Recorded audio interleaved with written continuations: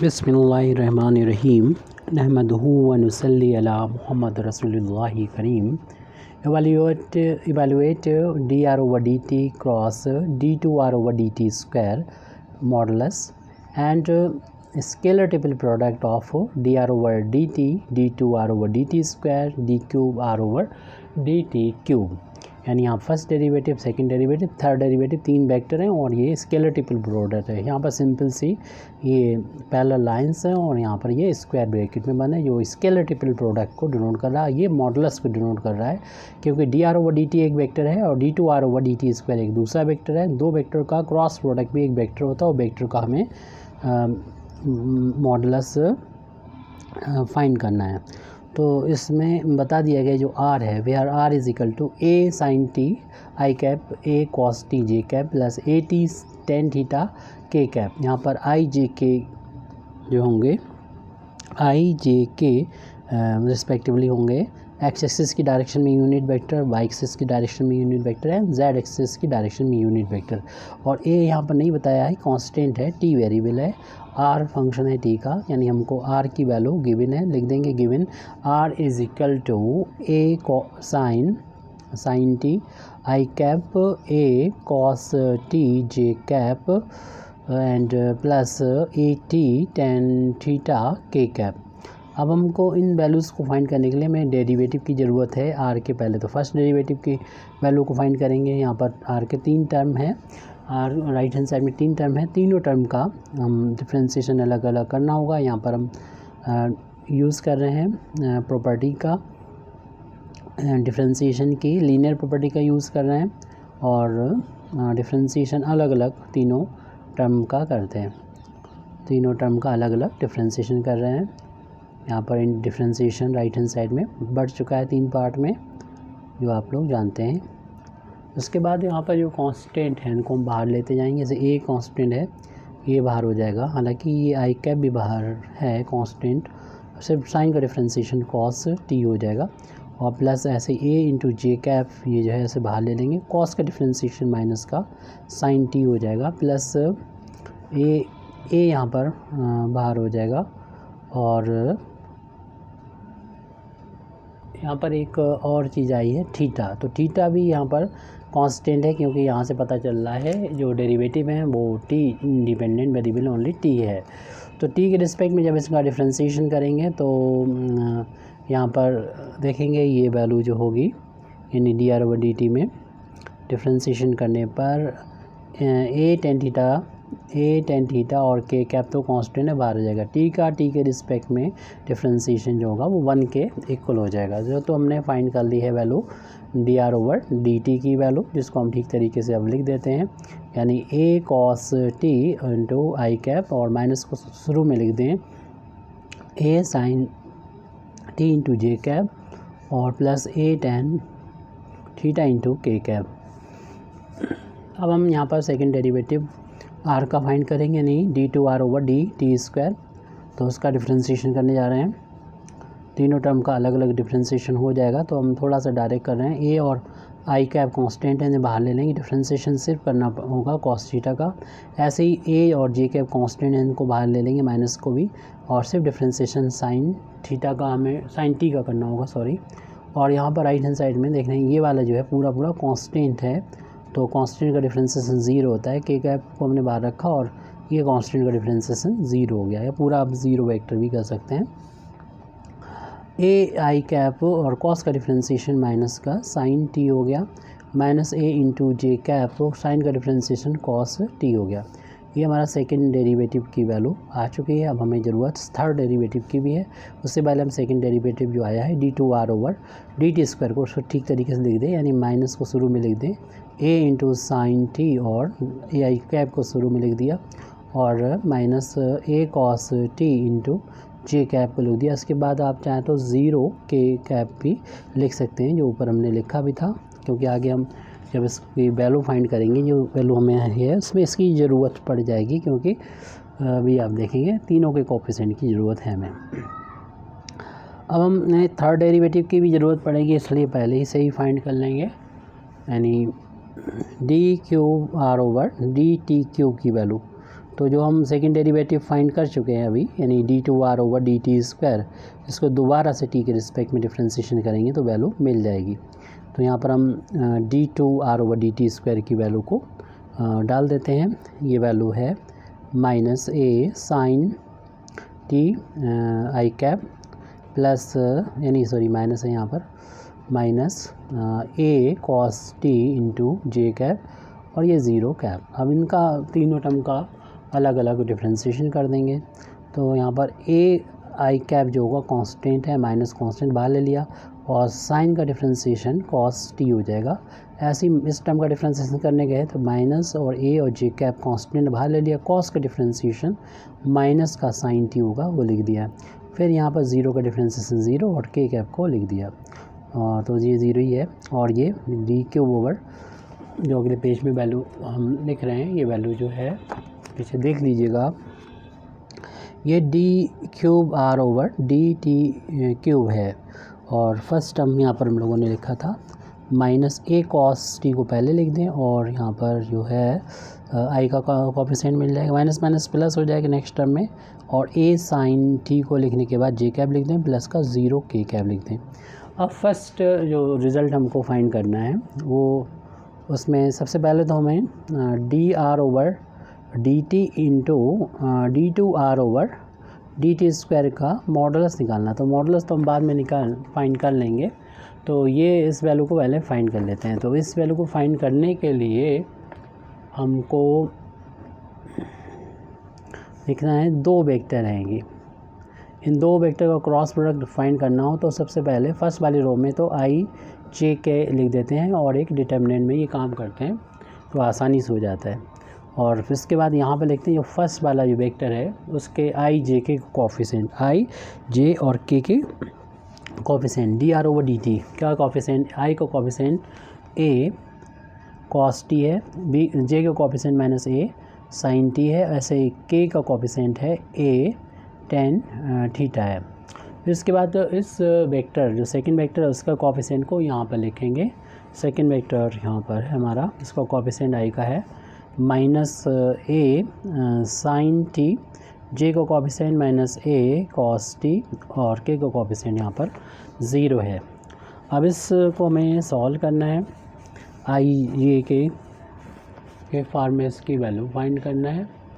तो एक्सपेंड कर देते हैं हम, फर्स्ट रो के अलॉन्ग एक्सपेंड करेंगे तो i कैप और i कैप से जाने वाले रो और कॉलम को छुपा लेंगे, जो बचेगा उसको सेकंड ऑर्डर के डिटर्मिनेंट में लिख देंगे। आप चाहें तो इसको डायरेक्ट अगर आता हो तो फिर वो भी कर सकते हैं आप, यहाँ पर हम डिटेल में बताएंगे। तो इसको छुपा दिए, i दिख रही है बाहर, तो i से जाने वाले रो और कॉलम को छुपाने के बाद जो भी नज़र आ रहा है आपको उसको आप सेकंड ऑर्डर के डिटर्मिनेंट में लिख लीजिए। a cos t जिनको नहीं आता उनके लिए बता रहे हैं। उसके बाद ये साइन इसका होता है माइनस का, -j कैप, और इससे जाने वाले रो और कॉलम को छुपा लेंगे अगर इसका साइन माइनस लेते हैं तब, क्योंकि कई मेथड होते हैं हमारे पास उसका यूज़ करते हैं। तो j से जाने वाले रो को और कॉलम को छुपाने के बाद जो आपको अभी नज़र आ रहा है उसको हम सेकंड ऑर्डर के डिटर्मिनेंट में यहाँ पर लिख देंगे। यानी a यहाँ पर ये नज़र आ रहा था a cos t और माइनस का a sin t और इधर पर a tan थीटा और 0। उसके बाद में यहाँ पर k प्लस का उसका sign alternate positive negative positive होता है, तो यहाँ पर k कैप ले रखा और सेकंड ऑर्डर के डिटर्मिनेंट में उसकी वैल्यू को लिख देंगे। तो k कैप से जाने वाले रो को और कॉलम को छुपाने के बाद जो हमारे पास ये बचा हुआ है उसको यहाँ पर पूरा लिख देंगे। यानी ये वैल्यू लिखेंगे a cos t minus a sin t minus a sin t minus a cos t। इसके बाद इसको मैं सेकंड ऑर्डर के डिटर्मिनेंट को सॉल्व करना है, जो कि आपको मालूम है क्रॉस मल्टीप्लिकेशन, यानी इस तरीके से इसका इंटू इसमें माइनस इसका इंटू इसमें ये सॉल्व हो जाती है। तो जब हम इसका इंटू यहाँ पर करेंगे तो 0 में इसका इंटू करेंगे तो ये तो 0 आ जाएगा, और माइनस फिर हम इन दोनों का आपस में मल्टीप्लाई करेंगे तो प्लस माइनस का इंटू माइनस का आ जाएगा, a इंटू a स्क्वायर हो जाएगा, और tan थीटा में मल्टीप्लाई ये cos t का हो जाएगा। और यहाँ पर ये तो j का कोफिशिएंट तो i का कोफिशिएंट हो गया, माइनस j का कोफिशिएंट तो अब लिखेंगे यहाँ पर, अब इसका इंटू यहाँ करेंगे तो फिर अगेन ज़ीरो हो जा रहा है, माइनस फिर इन दोनों का जो कि प्लस माइनस का इंटू माइनस का हो जाएगा, ए इंटू ए स्क्वायर हो जाएगा, ten theta into sine T हो जाएगा। ये जे का कोफिशिएंट कंप्लीट हुआ, प्लस के कैप, उसके बाद हम के कैप से आने वाले ये सेकंड ऑर्डर का डिटर्मिनेंट है तो इसका इंटू इसमें माइनस का इंटू करेंगे। जब इसका इंटू यहाँ कर रहे हैं तो ए इंटू ए प्लस माइनस का इंटू माइनस हो जाएगा, माइनस का ए स्क्वायर, और कॉस का into cos into cos square हो जाएगा। ये तो ये वैल्यू आ गई, माइनस इसका इंटू इसमें माइनस इसका इंटू इसमें करेंगे, माइनस माइनस ये प्लस हो जाएगा, ए इंटू ए स्क्वायर और ये साइन स्क्वायर टी हो जाएगा, और ये के कैप का भी कोफिशिएंट हो गया। अब वैल्यू जो बचेगी उसको लिख देते हैं, ये माइनस माइनस प्लस का हो जाएगा, और में आई कैप का जो कोफिशिएंट इतना मिल चुका है इसको हम शुरू में लिख देते हैं, यानी A square tan theta into cos T into I cap, और फिर इसके बाद इसमें हम देख रहे हैं कि ये माइनस माइनस, अब ये ब्रैकेट जब ओपन करेंगे तो माइनस माइनस प्लस हो जाएगा प्लस का, और जे कैप का कोफिशिएंट, जे कैप को बाद में लिखेंगे, इसके कोफिशिएंट को हम यहाँ पर पहले लिख देते हैं, जो कि ए स्क्वायर और tan theta into sine T है, और जे कैप का कोफिशिएंट यहाँ पर आ गया। जे के कोफिशिएंट में थोड़ी सी गलती हो रही है, उसको हम लोग सुधार कर लेते हैं। देखिए जे का कोफिशिएंट जो कि जे यहाँ पर देखिए माइनस जे था और इसका इंटू इसमें होता है, तो ये तो ज़ीरो हो गया, वो यहाँ पर हमने लिख रखा, ठीक है। लेकिन ये गलती हुई है कि साइन ऑलरेडी इसका माइनस होता है इसके बाद, और इसका इंटू इसमें माइनस फार्मूले में, फिर इसका इंटू इसमें करेंगे, और ये प्लस माइनस का इंटू माइनस, जो कि हमें ब्रैकेट में माइनस यहाँ पर लिखना चाहिए था। फिर क्या होगा, ब्रैकेट ये वाला ओपन होगा तो माइनस माइनस प्लस हो जाएगा, और इससे पहले जो माइनस लगा है इसकी वजह से ये टर्म जो होगा वो माइनस होगा। हालांकि कोई इफेक्ट नहीं पड़ेगा हमारे आंसर पर, लेकिन हमें सही करके रखना चाहिए क्वेश्चन को। प्लस का अब क्या करें, के कैप को बाद में लिख देंगे, और यहाँ पर इन दोनों टर्म में माइनस का ए स्क्वायर जो है वो हम बाहर ले लेते हैं। माइनस का ये क्या चीज़ है, ये टी है, तो माइनस के स्क्वायर को जब हम बाहर लेंगे तो फर्स्ट टर्म ये कॉस स्क्वायर प्लस का मिलेगा, कॉस स्क्वायर टी प्लस का साइन स्क्वायर टी, और बाद में हमने के कैप जो था यहाँ वाला वो लास्ट में लिख लिया है। तो हमारे पास ये वैल्यू चल रही है वो सॉल्व होके आ चुकी है, बल्कि अब हमें ये वैल्यू 1 रखना है, क्योंकि अगर आपको मालूम है कि sine square plus cos square theta की वैल्यू 1 के इक्वल होती है। अगर ये थीटा हो या टी हो, टी है तो ये 1 हो, कोई भी हो, स्क्वायर हो साइन का स्क्वायर एक सेम एंगल हो तो इसकी वैल्यू 1 होती है। तो हमने वैल्यू फाइंड कर ली है, D r vector over D t cross d two r vector over D T square की वैल्यू फाइंड कर ली, जो आ चुकी है, ये सामने लिखी हुई है। A square tan theta into cot T नहीं कॉस टी और I cap minus A square next term शुरू हो चुका है, tan theta into sine T जे कैप और माइनस का ए स्क्वायर, क्योंकि ये वैल्यू तो 1 हो जाएगी, और के कैप 1 का इंटू करेंगे ए स्क्वायर में इतना आ गया। अब हमें इसका निकालना है मॉडुलस फाइंड करना है, तो मॉडुलस लेफ्ट हैंड साइड में भी लगा दीजिए, राइट हैंड साइड में अगले पेज पे कर रहे हैं, आप पीछे देख लीजिएगा, यानी modulus of d r vector over D t into d two r vector over D T square, ये हमको फाइंड करना है। तो इस वैल्यू को फाइंड करने के लिए हम क्या करेंगे, इस वैल्यू को फाइंड करने के लिए हम एक स्क्वायर रूल लगाएंगे, उसके बाद यहाँ पर आई के कोफिशिएंट का स्क्वायर, और फिर उसके बाद जे के कोफिशिएंट का स्क्वायर। तो यहाँ पर आई का जो कोफिशिएंट है वो है, यहाँ पर नज़र आ रहा है हमें, A square tan theta into cos T है, A square tan theta into cos T है, उसका ए के आई के कोफिशिएंट का स्क्वायर। फिर उसके बाद हम लिखेंगे जे के कोफिशिएंट का स्क्वायर, जे का कोफिशिएंट यहाँ पर है माइनस का ए स्क्वायर और tan theta sine T, minus का A square tan theta into sine T है, इसमें जे का कोफिशिएंट का स्क्वायर, और फिर प्लस के कोफिशिएंट का स्क्वायर लिखते हैं। तो के का कोफिशिएंट हमें नज़र आ रहा है माइनस का ए स्क्वायर, तो यहाँ पर माइनस का ए स्क्वायर लिख देंगे, और जो भी कैलकुलेशन थोड़ा बहुत है राइट हैंड साइड में वो कर लेंगे। यानी ब्रैकेट हम ओपन करेंगे इस ब्रैकेट को, तो ब्रैकेट के अंदर और बाहर की पावर का मल्टीप्लिकेशन हो जाएगा, यानी ए की पावर हमको यहाँ पर मिलेगी 4, ए की पावर 4 10 की पावर 2 हो जाएगा, और कॉस की पावर भी 2 हो जाएगा। प्लस इसी तरीके से माइनस का स्क्वायर प्लस हो गया, एक ए स्क्वायर का करेंगे पावर 4 हो जाएगी, और ये 10 का भी स्क्वायर हो जाएगा तो 10 स्क्वायर थीटा, और साइन का भी स्क्वायर हो जाएगा साइन स्क्वायर टी, और प्लस इसमें माइनस का स्क्वायर करेंगे प्लस, और ए स्क्वायर का पावर करेंगे तो 4 पावर हो जाएगी। अब इन तीनों टर्म में हमें एक ही चीज़ जो है वो कॉमन आती है नज़र, ए की पावर 4। सबसे पहले तो ए की पावर 4 को हम इस तीनों टर्म में से कॉमन लेके दिखा देते हैं। ए की पावर 4 को बाहर लेंगे तो हमारे पास मिलेगा 10 square theta into cos square T plus 10 square theta into sine square T plus का ये 1 आ जाए क्योंकि पूरा बाहर दे चुका है ये। अब इसका अनरूट जब एक बार 4 पर लगेगा पावर हाफ हो जाएगी, और ये स्क्वायर रूट से बाहर हो जाएगा, यानी ए स्क्वायर आ जाएगा, स्क्वायर रूट से इसी पे लगा रहेगा। और इन दोनों टर्म पर हम देख रहे हैं कि 10 स्क्वायर कॉमन आ रहा है। अगर हम 10 स्क्वायर थीटा को कॉमन ले लेंगे तो फर्स्ट टर्म में बचेगा कॉस स्क्वायर टी, सेकंड वाले टर्म में साइन स्क्वायर टी बचेगा। प्लस का 1 लिखा रहने दें उसको। ये वैल्यू साइन का स्क्वायर कॉस का स्क्वायर एंगल सेम है तो इसकी वैल्यू 1 के इक्वल होती है, हम लोग ये जानते हैं। तो A square square root 10 square theta into ये वैल्यू तो 1 के इक्वल होगी प्लस 1, और हम इस फार्मूले को भी जानते हैं कि 1 हो और 1 इंटू 10 स्क्वायर तो 10 स्क्वायर थीटा के बराबर होता है। तो ये वैल्यू फार्मूला होता है सेक स्क्वायर थीटा के इक्वल होता है, और स्क्वायर से अनरूट हट जाएगा तो सिर्फ यहाँ पर बचेगा ओनली सेक थीटा बचेगा, और ए स्क्वायर तो पहले से चल रहा था। तो ये वैल्यू हमसे कहा गया था फाइंड करो कि modulus of d r vector over D t cross d two r vector over D T square. तो ये वैल्यू हमने यहाँ पर फाइंड कर दी है, यानी हमारा फर्स्ट जो रिज़ल्ट है वो आ चुका है। तो अब हम सेकंड रिज़ल्ट की तरफ चलते हैं, और हम स्केलर ट्रिपल प्रोडक्ट की वैल्यू फाइंड करना है। हालांकि हमने तीनों ही वेक्टर की वैल्यू फाइंड करके रखी हुई है, सिर्फ स्केलर ट्रिपल प्रोडक्ट की जो डेफिनेशन है उसका यूज़ करते हुए हम स्केलर ट्रिपल प्रोडक्ट की वैल्यू को फाइंड करेंगे। तो ये स्केलर ट्रिपल प्रोडक्ट हमें फाइंड करना है D R over D T, D two are over D T square, और D Q R over D T cube की वैल्यू फाइंड करना है।